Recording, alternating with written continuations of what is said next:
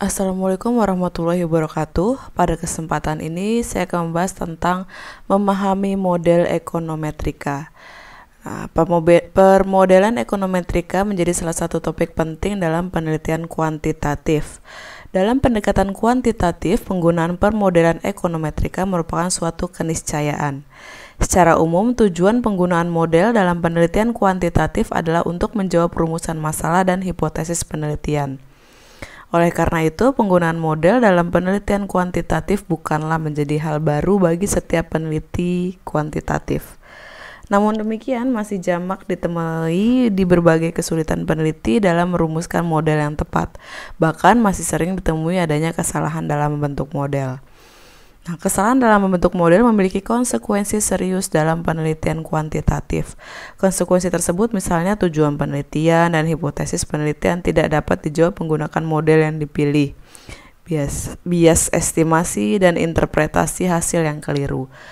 Supaya kesalahan dalam pemodelan dapat dihindari, maka perlu dipahami bahwa jendela awal terjadinya kesalahan dalam estimasi dan interpretasi hasil diawali dari adanya kesalahan dalam membentuk model. Oleh karena itu, seorang peneliti kuantitatif perlu memahami kembali mengenai prosedur pembentuk model yang benar. Pada bagian ini saya akan menjelaskan mengenai berbagai hal yang berkaitan dengan permodelan ekonometrika. Antara lain karakteristik model, memahami komponen model, membentuk model, kriteria kesalahan model, dan pengujian kesalahan model. Yang pertama adalah karakteristik model. Bagi seorang peneliti kuantitatif, sebelum membentuk suatu model ekonometrika, perlu dipahami terlebih dahulu mengenai karakteristik model. Pembentukan model ekonometrika harus mengikuti metodologi yang benar. Setidaknya jika dikaitkan dengan upaya memahami mengenai karakteristik model, maka dikatakan bahwa karakteristik model dapat merujuk pada ciri-ciri dan sifat yang melekat pada model. Jadi menurut berbagai literatur ekonometrika, pemodelan ekonometrika memiliki karakteristik yang pertama adalah bentuk fungsional. Setiap model ekonometrika memiliki bentuk fungsional. Bentuk fungsional model dalam permodelan ekonometrika merupakan manifestasi dari penjabaran teori dan mengaitkannya dengan berbagai studi empiris.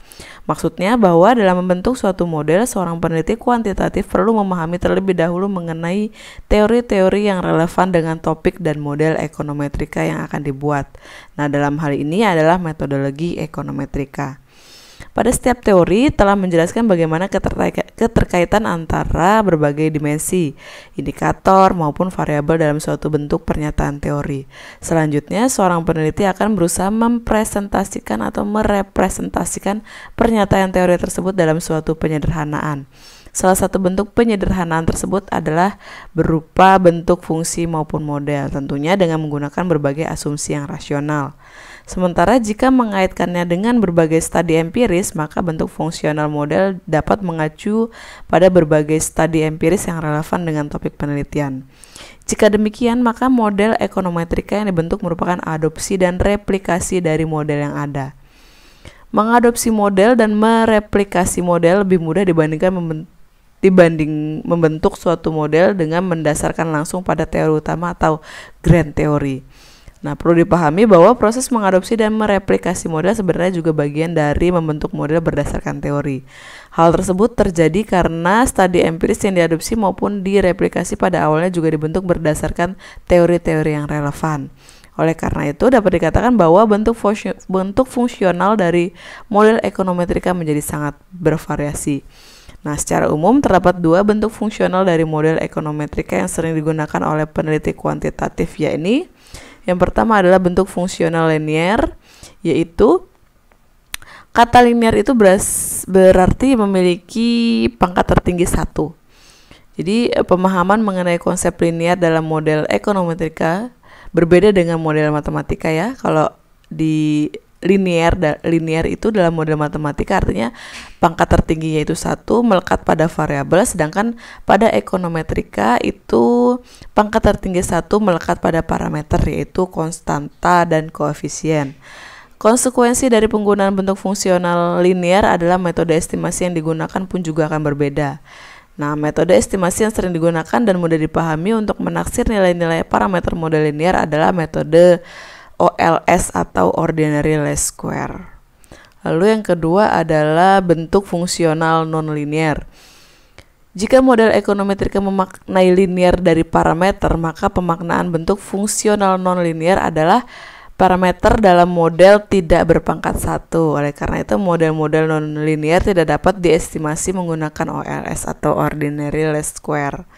Meskipun model memiliki parameter berpangkat tertinggi satu, namun jika digunakan variabel terikat berupa variabel binary atau dummy, maka model tersebut juga tidak dapat diestimasi menggunakan metode OLS.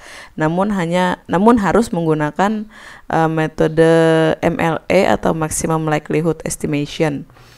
Hal ini menunjukkan bahwa konsep linear tidak hanya dapat ditunjukkan oleh parameter yang berpangkat tertinggi satu, namun perubahan yang dihasilkannya pun harus bersifat linear. Lalu karakteristik yang kedua adalah non-deterministik. Nah, pada setiap model ekonometrika, pemahaman mengenai hubungan di antara variabel bebas dengan variabel terikat dalam model dapat terbagi menjadi dua. Yang pertama deterministik, yang kedua non-deterministik. Hubungan yang bersifat deterministik itu jika perubahan dari suatu variabel terikat hanya terjadi jika dan hanya jika terjadi perubahan pada variabel bebasnya. Sebagai contoh, di situ ada model YT sama dengan beta 0 ditambah beta 1 X1T ditambah beta 2 X2T. Nah, model tersebut dikatakan memiliki hubungan yang bersifat deterministik jika perubahan pada variabel terikat Y itu hanya akan terjadi jika terjadi perubahan pada variabel bebas, baik itu X1 maupun X2. Sebaliknya, jika variabel bebas X1 dan X2 tidak berubah, maka variabel terikat Y seharusnya juga tidak akan berubah. Nah, berkaitan dengan hal tersebut, seringkali jika dikaitkan dengan kondisi nyata, maka hubungan deterministik dalam suatu model akan sulit diterapkan. Sebagai contoh seperti ini. Harga rumah di berbagai daerah di Indonesia terus mengalami kecenderungan yang meningkat. Di sisi lain, luas tanah dan bangunan ditawarkan relatif sama dengan harga rumah pada tahun-tahun sebelumnya.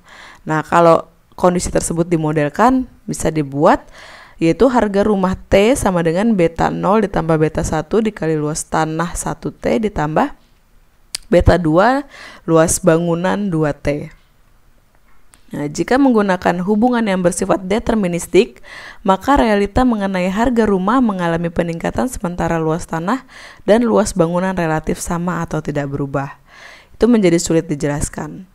Meskipun secara teori dan studi terdahulu dapat dipastikan bahwa salah satu penentu utama harga rumah adalah luas tanah dan luas bangunan.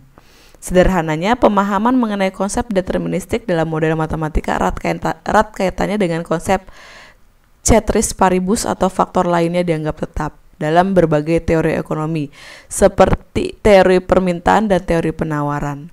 Namun dalam kenyataannya kondisi ceteris paribus sebenarnya juga sulit diaplikasikan mengingat perubahan dari suatu variabel juga diikuti atau sebagai akibat dari adanya perubahan variabel lainnya.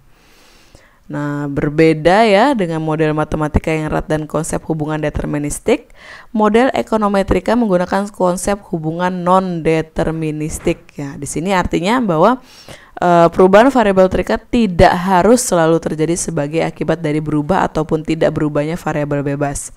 Oleh karena itu, pada model ekonometrika dengan pendekatan non-deterministiknya, model akan selalu memiliki komponen error atau disturbance term dalam setiap model ekonometrika. Nah, komponen error atau disturbance term inilah yang nantinya akan mengontrol perilaku variabel terikat ketika perubahan tersebut terjadi, mengontrol perilaku variabel terikat ketika perubahan tersebut terjadi bukan karena berasal dari variabel bebasnya. Nah, kalau menggunakan pendekatan non-deterministik itu, model ekonometrika yang bisa kita buat yaitu YT sama dengan beta 0 ditambah beta 1 X1T ditambah beta 2 X2T ditambah errornya. Atau dalam menjelaskan realita model harga rumah yang tadi, itu harga rumah T itu sama dengan beta 0 ditambah beta 1 dikali luas tanah 1T ditambah beta 2 luas bangunan 2T ditambah errornya. Nah, jika dikaitkan dengan berbagai teori ekonomi, misalnya teori permintaan maupun teori penawaran, adanya komponen error dalam model ekonometrika merupakan penjelasan mengenai berlakunya konsep ceteris paribus. Artinya, untuk menjelaskan apa sebenarnya yang termasuk dalam ceteris paribus, diwujudkan dalam komponen error tersebut. Oleh karena itu, komponen error dalam memiliki berbagai penjelasan, baik dalam bentuk teori, variabel, indikator, maupun bentuk fungsional hubungan. Lalu yang ketiga adalah metode dan teknik estimasi. Metode dan teknik estimasi dalam permodelan ekonometrika memiliki peran penting. Ketika suatu model sudah dibuat dan data sudah tersedia, maka langkah selanjutnya yang dilakukan adalah mengestimasi model menggunakan metode dan teknik estimasi yang sesuai. Pemilihan metode dan teknik estimasi yang sesuai sudah secara implisit terdapat dalam rumusan masalah dan tujuan penelitian. Artinya, ketika peneliti telah menentukan rumusan masalah dan tujuan penelitian, maka konsekuensi metode dan teknik estimasi sebenarnya juga telah ditentukan. Namun kenyataannya masih sering didapati adanya kesulitan dalam memilih metode dan teknik estimasi untuk setiap tujuan penelitian. Nah, berikut diberikan berbagai contoh rumusan tujuan penelitian dan juga metode dan serta teknik estimasi yang sesuai. Yang pertama, jika tujuan penelitiannya menyatakan mengetahui pengaruh variabel X1 terhadap variabel Y, maka model ekonometrika yang dapat dibuat yaitu berupa bisa juga model regresi dengan metode estimasinya yaitu OLS atau Ordinary Least Square. Sedangkan kalau tujuan penelitiannya menyatakan mengetahui hubungan antara variabel X1 dengan variabel Y, maka model ekonometrika yang dapat dibuat yaitu model kausalitas dengan metode estimasinya yaitu analisis korelasi. Kalau tujuan penelitiannya berupa mengetahui pengaruh jangka pendek dan jangka panjang antara variabel X1 terhadap Y, maka model ekonometrika yang sesuai adalah model Error Correction Mechanism atau ECM. Dengan metode estimasinya adalah OLS atau Ordinary Least Square.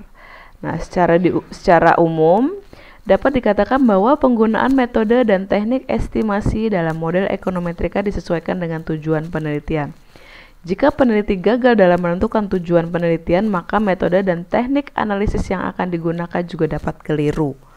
Penggunaan kata dalam rumusan tujuan penelitian secara implisit telah menunjukkan metode dan teknik estimasi model.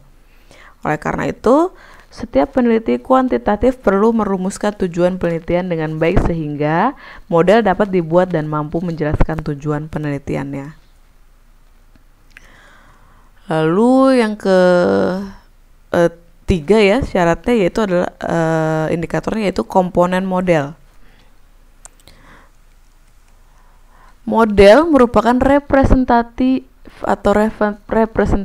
hubungan berbagai variabel di sini berdasarkan teori dan studi empiris yang kemudian membentuk suatu model. Secara umum, bentuk model ekonometrika yaitu kita bisa tulis ya, YT sama dengan beta 0 ditambah beta 1 X1T ditambah beta 2 X2T sampai seterusnya, beta K XKT ditambah errornya di mana T itu dari 1 sampai N. Nah, berdasarkan model tersebut, kita dapat mengetahui komponen penting dalam model ekonometrika. Yang pertama adalah variabel. Variabel merupakan komponen penting dalam setiap model ekonometrika. Nah, di sini terdapat dua jenis variabel, yaitu variabel terikat atau dependent variable dan variabel bebas atau independent variable. Dalam berbagai buku ekonometrika terdapat penamaan yang berbeda-beda mengenai variabel Y dan variabel X ya. Nah, dalam kesempatan ini saya menggunakan nama variabel terikatnya itu Y dan variabel bebasnya itu adalah X. Variabel terikat Y itu merupakan variabel yang akan dijelaskan atau diprediksi. Sementara variabel bebas X itu adalah variabel yang akan menjelaskan perilaku dari variabel terikatnya atau digunakan untuk memprediksi nilai dari variabel terikat. Pada model ekonometrika, penggunaan simbol Y dan X umumnya digunakan untuk menunjukkan posisi variabel dalam model, yakni variabel terikat dan variabel bebas. Umumnya simbol variabel Y dan X berarti bahwa data yang digunakan merupakan data kuantitatif, yaitu interval dan rasio. Oleh karena itu, jika seorang peneliti menggunakan data kualitatif atau berupa nominal dan ordinal, sebaiknya dapat menggunakan simbol yang berbeda. Namun demikian, dalam prakteknya, penggunaan simbol untuk penamaan variabel sangat ditentukan oleh preferensi peneliti. Pada setiap variabel, umumnya juga terdapat simbol tambahan yang menunjukkan jenis data yang digunakan.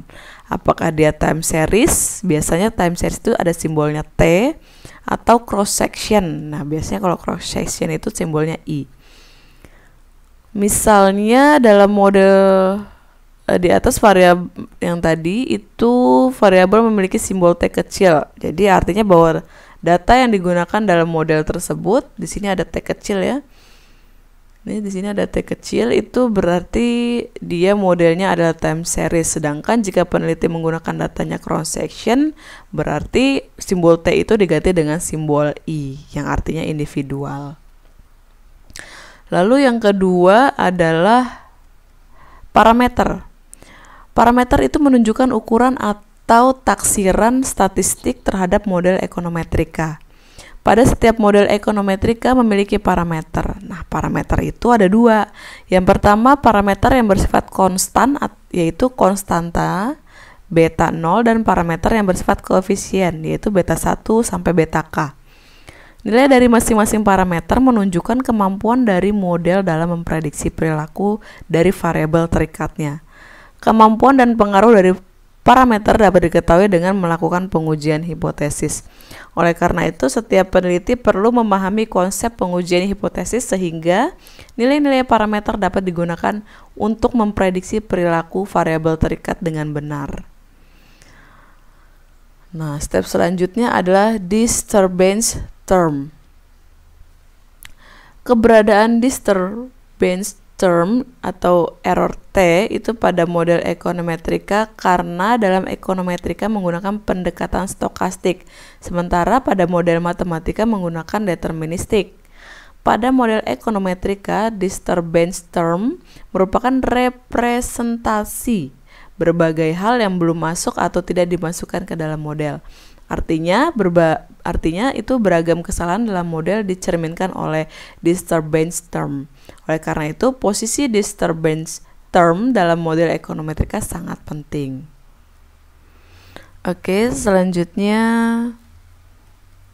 membentuk model ekonometrika.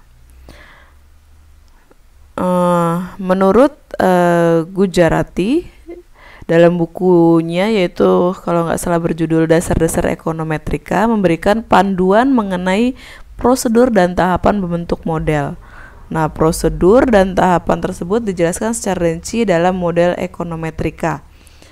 Berdasarkan metodologi ekonometrika, secara umum untuk membentuk model ekonometrika dapat berpedoman dalam berbagai hal berikut. Yang pertama adalah mengacu pada teori. Nah, teori menjadi dasar penting dalam membentuk suatu model. Penggunaan variabel bebas untuk memprediksi variabel terikat harus berdasarkan teori. Misalnya nih, untuk memprediksi perubahan pada variabel pertumbuhan ekonomi, di mana dia sebagai variabel terikatnya, diperlukan teori yang menjelaskan mengenai faktor-faktor penentu pertumbuhan ekonomi. Misalnya ada kemiskinan, inflasi, investasi, dan sebagainya. Kemudian dalam melakukan pemilihan variabel bebas tersebut haruslah mendasarkan pada teori. Misalnya, jika digunakan variabel inflasi, maka perlu ada teori yang menjelaskan keterkaitan antara inflasi dengan pertumbuhan ekonomi. Oleh karena itu, setiap peneliti perlu membaca, menemukan, dan memahami berbagai teori-teori yang relevan dengan topik penelitian supaya diperoleh model ekonometrika terbaik. Yang kedua, mempelajari berbagai studi empiris yang relevan. Membentuk model ekonometrika juga perlu mengaitkan dengan berbagai studi empiris yang pernah dilakukan oleh peneliti lain. Studi empiris yang dimaksud adalah yang memiliki relevansi dengan topik penelitian yang sedang dikerjakan. Tujuannya supaya diperoleh suatu informasi mengenai kebaruan atau novelty dari penelitian. Selain itu, untuk menentukan gap penelitian. Nah, penelitian dikatakan ilmiah jika model yang dibentuk merupakan hasil pemikiran terhadap model-model yang pernah ada, serta teori-teori yang relevan, sehingga memunculkan posisi dan pentingnya penelitian yang akan dilakukan jika dibandingkan penelitian yang sudah ada. Yang ketiga, menggunakan data yang valid. Data menjadi komponen penting dalam model. Nah, data yang valid itu adalah data yang dapat dipertanggungjawabkan kebenarannya, baik dalam bentuk definisi dan operasional pengukurannya. Data yang valid akan memberikan hasil prediksi yang menjadi logis. Selain data yang valid, ketercukupan data dalam setiap variabel juga menjadi hal yang penting. Setiap variabel dalam model harus memiliki data dengan periode waktu yang sama. Oleh karena itu, ketersediaan dan kevalidan data menjadi hal yang perlu diperhatikan bagi setiap peneliti ketika akan membentuk model dan kemudian melakukan penelitian. Nah, penelitian atau si peneliti itu perlu memahami dan memastikan bahwa data-data yang akan digunakan tersedia dan merupakan data yang valid. Terdapat berbagai cara dan metode untuk mendeteksi kevalidan data. Jika data tersebut merupakan data sekunder, maka peneliti dapat mengklarifikasi kevalidan data dengan cara melakukan perhitungan sendiri, tentunya ya sesuai dengan teori dan definisi operasional variabel ya. Dan kemudian membandingkan hasilnya. Misalnya sebagai contoh, data inflasi yang diambil dari BPS maupun Bank Indonesia. Untuk memastikan bahwa data inflasi tersebut valid, peneliti dapat melakukan perhitungan inflasi sesuai metode yang dianjurkan, seperti menggunakan data IHK ataupun data GDP. Nah, jika si data itu berasal dari data primer, maka kontrol peneliti dalam proses pemerolehan data itu merupakan cara untuk memperoleh data yang valid. Nah, namun demikian, peneliti masih perlu melakukan pengujian validitas data untuk memastikan bahwa si data memang valid. Nah, hal ini perlu dilakukan mengingat data primer, misalnya dengan menggunakan instrumen kuesioner yang dibagikan kepada responden, sering kali memberikan hasil isian yang tidak benar. Selanjutnya yaitu konsistensi dengan teori. Model yang baik dapat dihasilkan salah satunya karena dibentuk sesuai dengan teori yang berlaku. Setiap peneliti tidak diperkenankan menggunakan atribut dalam model yang tidak sesuai dengan teori. Hal ini penting karena pada tahap berikutnya hasil penelitian akan dilakukan cross-check dengan teori yang dipakai.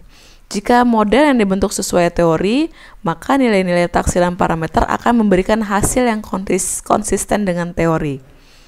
Jikalaupun hasil penelitian tidak mendukung teori yang digunakan, bukan berarti bahwa teori tersebut salah, juga bukan berarti model yang digunakan salah, tapi justru menjadi tantangan bagi peneliti dalam mengungkap berbagai hal yang berkontribusi pada temuan tersebut. Meskipun hal tersebut perlu usaha yang cukup keras. Oleh karena itu, peneliti perlu mempelajari kembali berbagai teori, studi empiris, dan data-data dukung yang relevan dengan topik. Selanjutnya, keterkaitan antar variabel. Model yang baik juga dapat ditunjukkan oleh adanya keterkaitan antar variabel dalam model. Salah satu cara yang dapat dilakukan untuk mengetahui keterkaitan antar variabel adalah menggunakan alat analisis korelasi. Nah, korelasi sebagai pengujian berpasangan antar variabel dapat ditunjukkan dalam bentuk uji korelasi antar variabel bebas, atau bisa juga uji korelasi antar variabel bebas dengan variabel terikat. Nah, supaya model memberikan hasil yang sesuai harapan, maka hasil uji korelasi antar variabel bebas harus memiliki nilai korelasi yang rendah. Sebaliknya, jika uji korelasi dilakukan antar variabel bebas dengan variabel terikat, diharapkan memiliki nilai korelasi yang tinggi. Lalu selanjutnya yaitu parameter bersifat konstan.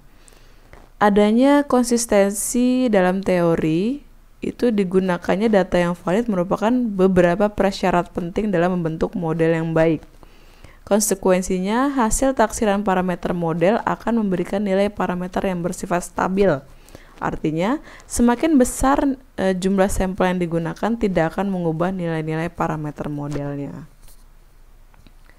Lalu selanjutnya yaitu memiliki nilai parameter lebih baik dibandingkan lainnya. Ketika model mampu menghasilkan nilai-nilai parameter yang mampu menjelaskan teori serta berkontribusi pada hasil empiris, maka model dapat dikatakan merupakan model yang baik. Bahkan, jika model tersebut dibandingkan dengan berbagai model yang sejenis, masih mampu menjelaskan teori dan memberikan temuan baru, maka model dapat dikatakan sebagai model yang lebih baik. Itulah beberapa step membentuk model ekonometrika. Selanjutnya adalah kriteria kesalahan model. Nah, mengacu pada metodologi ekonometrika yang digagas oleh Gujarati, itu tahapan membentuk model ekonometrika didasarkan pada teori dan juga dapat mengacu pada berbagai studi terdahulu. Tujuannya supaya model yang terbentuk dapat dikatakan sebagai model yang benar karena sudah mengacu dan berpedoman pada kaidah-kaidah dalam membentuk model yang baik. Seperti yang dijelaskan pada subtopik sebelumnya ya. Namun dalam praktiknya masih sering kali ditemukan hasil-hasil penelitian empiris yang menunjukkan bahwa adanya ketidakmampuan suatu model menjelaskan teori dan memberikan temuan baru. Nah, jika diasumsikan bahwa semua prosedur dalam membentuk model telah dilakukan, namun ternyata masih memberikan hasil dan kesimpulan yang tidak bisa diharapkan, misalnya tidak sesuai dengan teori maupun penelitian sebelumnya, maka tidak berarti bahwa peneliti dianggap sebagai penelitian yang gagal. Tapi terdapat beberapa kondisi yang memungkinkan terjadinya kesalahan model. Yang pertama, tidak memasukkan variabel yang relevan. Ya, di sini model ekonometrika dibentuk berdasarkan teori dan studi terdahulu. Dalam model ekonometrika, penggunaan berbagai variabel bebas itu bertujuan untuk memprediksi perubahan pada variabel terikatnya. Semakin beragamnya literatur yang dipelajari oleh peneliti dalam membentuk suatu model ekonometrika, kemungkinan semakin kompleksnya model ekonometrika yang dapat dibentuk. Dengan kata lain, akan semakin banyak variabel yang dapat dimasukkan dalam model atau justru sebaliknya didapati model-model yang justru tidak memasukkan variabel yang relevan dalam model. Kondisi tersebut terjadi karena peneliti menganggap bahwa variabel relevan akan memberikan hasil yang sama dengan studi yang pernah ada. Nah, dalam praktiknya terkadang setiap peneliti tidak mampu memahami berbagai kemungkinan variabel bebas yang digunakan dalam model. Jika hal ini terjadi, maka kesalahan tidak dimasukkannya variabel bebas yang penting dalam model berarti peneliti tersebut mengalami apa yang disebut omit relevant independent variable. Kesalahan tersebut kemudian akan tercakup dalam error term. Nah, misalkan nih, suatu penelitian akan meneliti faktor penentu tingkat konsumsi individu, maka berdasarkan teori konsumsi Keynes, dikatakan bahwa determinan utama tingkat konsumsi adalah pendapatan. Oleh karena itu, dalam membentuk model konsumsi harus memasukkan variabel pendapatan. Namun, terkadang peneliti justru memasukkan variabel lainnya tanpa menggunakan variabel pendapatan. Nah, kondisi ini namanya omitted independent variable. Yang kedua adalah memasukkan variabel yang tidak penting atau inclusion of an unnecessary variable. Nah, kondisi berbeda dengan omission of a relevant variable ya. Yang tadi adalah ketika seorang peneliti karena keyakinannya akan berbagai teori dan studi terdahulu kemudian mengakomodir berbagai variabel yang ada untuk dimasukkan ke dalam model. Padahal sebagian besar variabel tersebut sebenarnya bukan variabel yang relevan dengan topik dan model yang sedang ia buat. Hal ini dapat terjadi karena ada anggapan bahwa semakin banyak variabel dalam model menunjukkan semakin banyaknya literatur yang dibaca, sehingga model menjadi lebih kompleks. Kondisi itu biasanya disebut inclusion of an unnecessary variable atau memasukkan variabel yang tidak penting. Jika kondisinya demikian, maka kesalahan dalam memasukkan variabel bebas yang tidak penting itu akan tercakup dalam error term. Kondisi tersebut sering terjadi ketika seorang peneliti ingin dianggap telah memahami berbagai konsep, teori, dan studi terdahulu, sehingga berkeinginan memasukkan berbagai variabel dalam model penelitiannya. Semakin banyak variabel bebas yang digunakan dalam model, semakin tinggi pula kemungkinan variabel bebas tidak relevan yang ada di model. Kondisi inilah yang dinamakan included irrelevant independent variable. Yang ketiga, mengadopsi bentuk fungsional yang salah, atau bahasa Inggrisnya adopting the wrong functional form. Model yang digunakan dalam setiap penelitian pada umumnya mengadopsi dari model-model yang telah dipakai oleh peneliti sebelumnya. Meskipun juga terdapat penelitian yang mendasarkan hanya pada teori utama. Perlu diingat bahwa penggunaan model biasanya diikuti oleh berbagai asumsi yang harus dipenuhi sehingga model dapat bekerja dengan baik. Namun demikian, seringkali ditemui adanya penelitian yang melakukan adopsi model tanpa memperhatikan asumsi yang harus dipenuhi, sehingga si model menjadi keliru. Lalu step selanjutnya adalah, atau kriteria selanjutnya adalah salah pengukuran atau error of measurement. Ketika suatu variabel telah ditentukan dan dibentuk dalam suatu model ekonometrika, maka langkah berikutnya adalah menyiapkan data yang dibutuhkan untuk setiap variabel. Untuk mendapatkan data yang benar, perlu dipahami bagaimana definisi pengukuran setiap variabel. Misalnya, variabel inflasi dapat didefinisikan sebagai kenaikan harga-harga secara umum. Untuk mengukur adanya kenaikan harga diperlukan data-data tentang harga barang atau jasa sebagai pembentuk inflasi. Data-data tersebut dapat berasal dari data per komoditas maupun data keseluruhan komoditas. Pada kenyataannya, meskipun setiap variabel memiliki definisi operasional, namun masih terdapat banyak variabel ekonomi yang sulit diukur. Misalnya, pada fungsi produksi model Cobb-Douglas, output merupakan fungsi dari tenaga kerja dan modal. Kedua variabel penentu tersebut mudah dijelaskan. Namun, jika digunakan model teori produksi Sholow, maka faktor penentu output tidak hanya tenaga kerja dan modal, namun juga ada variabel kemajuan teknologi atau technological progress. Nah, mengukur variabel kemajuan teknologi berbeda dengan mengukur variabel tenaga kerja, sehingga ketika peneliti salah dalam mendefinisikan variabel kemajuan teknologi, maka pengukuran terhadap variabel ini juga akan keliru. Oleh karena itu, pemahaman mengenai definisi operasional dan pengukuran variabel menjadi penting. Namun seringkali seorang peneliti menghadapi kondisi bahwa setiap variabel yang telah dipahami definisi operasionalnya ternyata sulit mendapatkan datanya. Misalnya variabel human capital, technological progress, dan sebagainya. Jika kondisinya demikian, maka seorang peneliti perlu mencari proksi dari variabel tersebut. Proksi variabel ini maksudnya adalah representasi dari ukuran variabel utamanya. Misalnya, variabel human capital dapat diproksikan dengan banyaknya tenaga terdidik dalam sebuah lembaga. Lalu, variabel technological progress dapat diproksikan dengan banyaknya penggunaan alat-alat dengan teknologi canggih.